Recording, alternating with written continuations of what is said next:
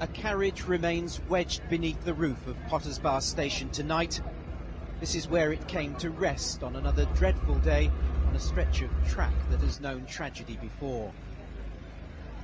19 months after the Hatfield disaster, the sight of twisted metal and derailed carriages returned to haunt Britain's railways. The 12:45 King's Cross to King's Lynn service had barely started its journey and was about to pass through Potters Bar when its carriages left the rails. One of them ended up straddling two platforms at this busy Hertfordshire station, demolishing a waiting room and bringing terror to those on board the train and many more who'd been waiting at the station. There was somebody who was lying on the track who's facing that direction, but one of the legs were completely turned the other way. And there was another person who, just saw somebody die. She was moving when we arrived and slowly passed out. Leslie Barrington saw the collision from his office overlooking the station. There was a loud screeching noise come through from where we're sitting here, and it was just a plume of smoke just come completely out of that station. It's just, the noise of it was just phenomenal. You just cannot believe what it sounded like. The whole building here shook.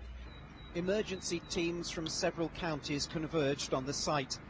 There had been 150 people on the train, almost half of them were injured. Air ambulances ferried the most seriously hurt to hospital. But for some there could be no help, and screens were erected where their bodies lay on the track.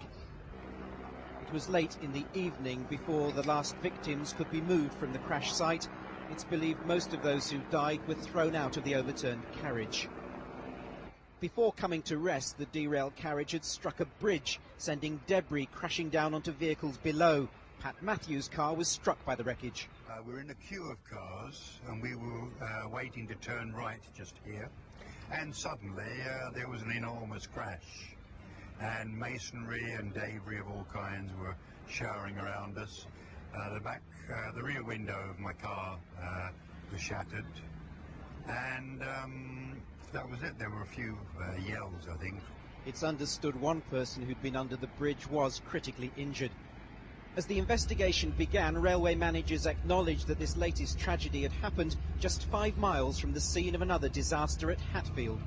The similarity that obviously is this is a high-speed derailment of a passenger train with fatalities.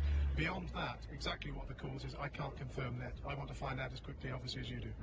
3 of the 4 carriages of the West Anglia Great Northern Service did not overturn, even though they too left the rails. They remained just outside Potters Bar station, where their driver brought them to a halt. The driver of the derailed train survived the crash. He was able to help his injured passengers, and crucially, he's been able to tell his employers and his union exactly what happened. Now, he has said that he became aware of something going wrong at the rear of his train shortly before he realised that the carriages were leaving the rails. Tonight, as well as making the crash site safe, the operation continues to collect evidence. Many of the emergency workers here were called to other derailments at Hatfield and Watford. Now, another tragedy in the county of Hertfordshire has raised more serious questions about the safety of Britain's railways. Paul Davis, ITV News, Potters Bar.